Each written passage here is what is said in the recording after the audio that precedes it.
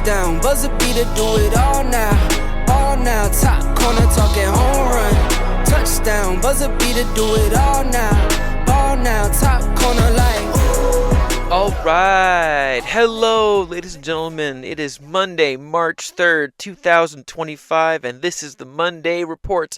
I'm your host, H. James K., and today we are going to be talking about the St. Petersburg Grand Prix from the NTT IndyCar Series. Just to start off, it is so good to have IndyCar back. It is such a long off-season for the IndyCar Series, 6 months. The series ends in September and doesn't even restart until March. It's awful.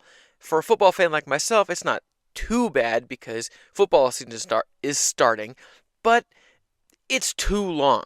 And many have made the argument that IndyCar, much like NASCAR and Formula One, should be starting much earlier in the year. But that's beside the point. Besides the crazy long off season and all of the boring waiting for IndyCar to start, today we have IndyCar to talk about. So yesterday was the traditional St. Petersburg Grand Prix held in Tampa, Florida. Specifically St. Petersburg, but it's a suburb of Tampa, right on the water's edge.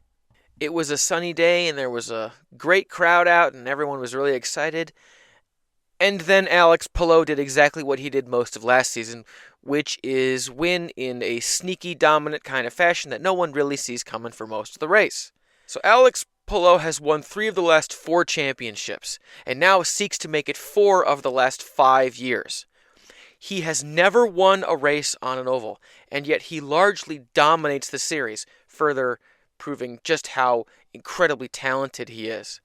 He has a level of consistency and smooth driving ability where he doesn't make mistakes, and he just always finds himself there in the moments where it really matters most, fighting for the lead, fighting for championships, always in the game. He rarely, if ever, finds himself on the outside looking in. His ability to quietly pull excellent results out of the least flashy drives makes him the championship favorite in my book, just like last year. In all honesty, Palou's consistency and smooth driving style is really much more of a Formula One thing, and I think he'd actually be a great Formula One driver, but at his age and with the career path he chose, a Formula One seat is just not in the cards for him. So moving beyond the winner of the race, we have to talk about Scott Dixon. Man, for a 44-year-old dude, he is one brilliant race car driver. He's getting old for race car drivers. For those of you who don't know, 44-year-olds might as well be 1,000 years old in racing years. But even then, Scott Dixon is as dominating and brilliant and awe-inspiring as he always has been. The New Zealand-born driver that they often called the Iceman in his earlier years managed to finish second in this race without a radio in his car. He could not talk to his pit crew, he couldn't talk to anybody, meaning he had to manage fuel strategy and tire strategy largely on his own, meaning he had to work out if he was doing enough fuel saving, if he was saving enough tires, and even with all of those drawbacks and disadvantages, he finished second behind his teammate Alex Palou. If that isn't proof that the 6-time IndyCar champion is the greatest IndyCar driver of all time, I don't know what is, because that is a level of skill that we just don't see in IndyCar racing anymore. Going further down the order, Joseph Newgarden had a much better start to the season than he did in 2024. Joseph Newgarden, who drives for Team Penske, he started the race in 10th and finished in 3rd, displaying the speed and savvy that he normally does while navigating this first race of the season.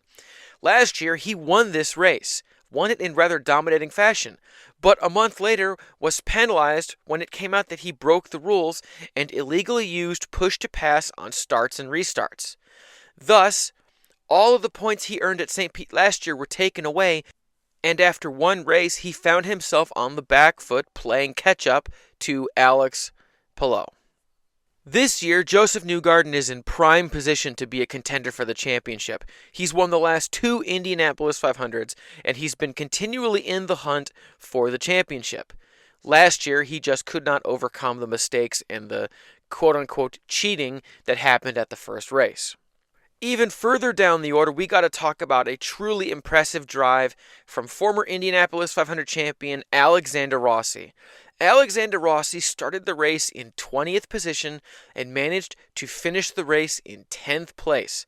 This is especially incredible considering he no longer drives for a championship contending team like McLaren, which he did last year. This season, he's driving for midfield contender Ed Carpenter Racing. To say that ECR, as they're often known, is a midfield team is kind of generous considering the slump in performance that Ed Carpenter Racing has seen over the last 3 years. Regardless of all of that, his pace and general performance today at St. Pete was incredible to watch, showing that maybe he's bringing something to Ed Carpenter Racing that the team has sorely lacked the last couple of years. This only reiterates the fact that Alexander Rossi is one of the series' most underrated drivers, even though he's contended for championships and won an Indianapolis 500 back in 2016. Another really impressive performance was from Mexican driver Patricio O'Ward. Pato O'Ward, as they call him, had a terrible qualifying effort, forcing him to start his race in 23rd position. The McLaren driver drove all the way to 12th, even with a disadvantageous strategy. Once again, Pato has displayed why he is the most popular driver in the series and has more fans and more attention than anyone else in the series. His skill and bravado and talent is on full display, even if he's not at the very front of the pack. Pato will be looking to improve on this performance in 3 weeks when IndyCar returns. He's going to hope to use this recovery drive as a springboard to elevate his season from the up and down performance that he had in 2024. The race itself was a largely clean affair with only one caution period after McLaren driver Nolan Siegel, Penske driver Will Power, and Dale Coyne Racing's Louis Foster had a collision on the third turn of the first lap where Louis Foster collided with Will Power, who then ran into the back of Nolan Siegel, taking all three of them out of the race. Other than that first caution, the race went flag to flag green the whole way, which, truthfully, is always better. Nobody likes a race where there's tons of yellow flags, and everyone's on the same strategy, and there's nothing differentiating anyone's strategy from anyone else. This, even if there wasn't as much on-track action as one would have liked, was a much better result than one would have seen if there was a lot of caution flags. The big thing with this race was tire strategy. Tire strategy was everything at St. Pete in 2025. Unlike last year, where Firestone brought insanely hard primary and alternate tires in preparation for the hybrid system that IndyCar was unveiling last year, this year, Firestone brought a significantly softer set of tires, and the primary and alternate tires had a much bigger gap in performance, providing the series with much more strategy. The alternate tire was a much softer kind of rubber this year, which meant that it was only truly good for one lap and could only really be driven for about 10 laps before the tire fell off and had to be changed, which was in stark contrast to the primary tire, which could be stretched to about 30 laps of race distance before it would have to be taken off and changed for a new set. Watching teams navigate the strategy involved of when to use the required alternate sets and when to use the required sets of primary tires, knowing that the alternate tires really couldn't be relied upon in the race and having to, quote-unquote, pay the piper, so to speak. It was truly interesting to watch the teams all handle that in certain ways. Some teams decided to get on the primary tires right during the caution and ditching their alternate tires that they started the race on. Other teams decided to put on alternate tires during that one caution period and just get them out of the way, whereas others decided to wait until the very end of the race to put on their alternate tires and gamble, hoping they could make the tires last for a stint. All in all, each team handled this differently, and it was really interesting watching all the different teams response to this challenge, knowing that ultimately Chip Ganassi Racing's version of the strategy was the one that prevailed. As I just mentioned, there were several in the field who were very lucky, who started the race on the softer alternate tire, only for there to be a caution before they had even finished one lap. This allowed them to go in the pits, having now fulfilled their requirement to use the alternate tires for at least one lap, and then go in and take off the alternate tires and use new, more reliable primary tires. Those were the lucky ones. Those unfortunate enough to have started the race on the primaries had very difficult choices to make, and all of them, as I said, made different choices. Beyond the race itself, I have to say that Fox's IndyCar coverage was truly excellent. For the last several years, IndyCar has been broadcast exclusively by NBC. Before then, the series was broadcast by a combination of ABC and NBC. IndyCar hasn't been on Fox in a truly long time, going as far back as the split era of the early 2000s, more than likely, if IndyCar was ever actually on Fox. That's how long ago we have to go. This season, Fox's IndyCar coverage was Townsend Bell and James Hinchcliffe, two former drivers, who are employed by IMS Productions, who produces the coverage. And then Fox also had Formula One commentator Will Buxton calling the races as the play-by-play. The addition of Will Buxton, along with the normal Townsend Bell and James Hinchcliffe, was a very good commentary trio that I think is going to be really, really, really interesting going forward. Will Buxton is a British racing commentator who has spent the last several years calling Formula 2 races on F1 TV. The reason why he was chosen to do this, considering he has a Formula 1 background, is the fact that Will Buxton actually got his start as a pit reporter in IndyCar like over a decade ago. And he continually talks good about IndyCar. He has never had a bad thing to say about IndyCar racing, so it made morbid sense for someone as talented as Will Buxton to be brought in for the new commentary team. Beyond just the commentary team, there were some positives and negatives with the broadcast. Fox does need to work on the new graphics and the telemetry for their IndyCar coverage, considering there were some glitches and certain things aren't super clear. But I am more than confident that Fox will work out those new glitches in time. The fact that every time Fox went to commercial during green flag racing was side by side, meaning that the race itself was broadcast in a tiny window where there was a much bigger window with the commercials playing the commercials audio, is a great improvement over NBC, whereas NBC would often go to full screen commercials during green flag racing. And even though both Fox and NBC advertise a lot, the fact that Fox does so many side-by-side commercials was actually really nice and allowed the viewer to essentially tune out the commercials and pay attention to the silent race feed that you're seeing during the commercial breaks, allowing the fans to stay in the loop and not miss anything. All in all, I am very, very encouraged by what I saw from Fox. I had rock bottom expectations after hearing the horror stories of Fox's NASCAR coverage, because NASCAR fans have been complaining about Fox's NASCAR coverage for literally years, decades, centuries, several millennia. Okay, maybe not that long, but it's been a long time. NASCAR fans have had horror stories about horrible coverage, missing on-track action, too many commercials, and ultimately, Fox's IndyCar coverage wasn't that. It wasn't all of those concerns, which I think is great. That really sets up IndyCar for growth in the future and hopefully allows them to grow the audience going forward. Alright, now before we wrap this thing up, I want to go through the top 10 in the NTT IndyCar Series Championship race as it stands right now. Coming in at 10th in the points championship is Alexander Rossi, who beat my favorite driver, Pato O'Ward, who's now 11th in the championship. Rossi has him beat by 1 point, 31 to 32 points.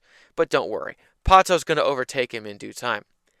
9th in the championship right now is Rinus VeeKay, who drives for Dale Coyne Racing. Rinus VeeKay is an extremely talented driver who sadly is driving for arguably the worst team on the grid right now because there just aren't that many open seats. 8th in the championship is Danish driver Christian Lundgaard. Christian Lundgaard drives for Arrow McLaren, just as Nolan Siegel and Pata Award do.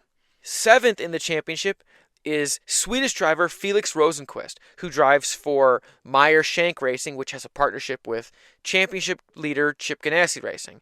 Felix Rosenqvist is a great driver. He's been around. He's driven for Chip Ganassi. He's driven for McLaren. And his 7th place in the championship isn't that surprising. Coming in at 6th in the championship is former Formula One driver Marcus Ericsson, who drives for Andretti Global. Marcus Ericsson's a great driver. He's won an Indy 500. He's been a championship contender, and his 6th place puts him more than in the hunt for the championship. Coming in at 5 in the championship right now is American driver Kyle Kirkwood, who drives for Andretti Global. He has won all 3 levels of the IndyCar driver development system known as the Road to Indy. He's won a lot. He's a great driver, and he's very much in the hunt for a title. Coming in at 4th in the championship right now is Josef Newgarden, who was last year's Indy 500 champion. He was the 2023 IndyCar Series champion and is a great driver. The only reason he's not 3rd in the championship right now is because his teammate, Scott McLaughlin of Australia, got the pole for the St. Petersburg Grand Prix on Saturday. Scott McLaughlin ultimately finished below Josef Newgarden, but that extra 1 point is able to put Scott McLaughlin ahead of his teammate. Coming in at 2nd in the championship is the legendary all-time great Scott Dixon, who, even at the age of 44, seems poised to greatly contend for a 7th championship, which may or may not be a record. I'm not exactly sure. Then, coming in at 1st in the NTT IndyCar Series Championship is Alex Palou, who seems to be right where he belongs, at the top of the order, leading from the front, like the multi-time champion that he is. All right, that'll wrap us up. It was great to have IndyCar back. I cannot wait to watch the next race in 3 weeks. Other than the long delay between events, this season is shaping up to be a really competitive one, and I look forward to do more videos in the coming months about IndyCar. Next week, I'm going to be doing an NFL free agency preview where I'm going to be previewing the biggest free agency needs of all of the division winners from the NFL season and talk about some of the big free agents and some of the rumors we're hearing. As for IndyCar episodes, I have big plans to do a lot more IndyCar stuff in May, when the month of May begins and IndyCar is in Indianapolis, and it's the biggest, most exciting time for IndyCar fans, so look out for that. Alright, I got to thank all of you for tuning in. For those of you watching on YouTube, thank you for searching for me, because I know my podcast is very hard to find. Please consider liking, commenting, and subscribing. Hit the bell. Do all the things to help grow the channel. For those of you listening on Apple Podcasts or Spotify or most other places where podcasts are distributed, thank you. I'm so grateful that you're giving me your time and your attention. I cannot describe how much that means to me. All right, my name is H. James K. Thank you all for tuning in. Until next time. Where have you been? Did you see? Did you hear? Did you feel anything?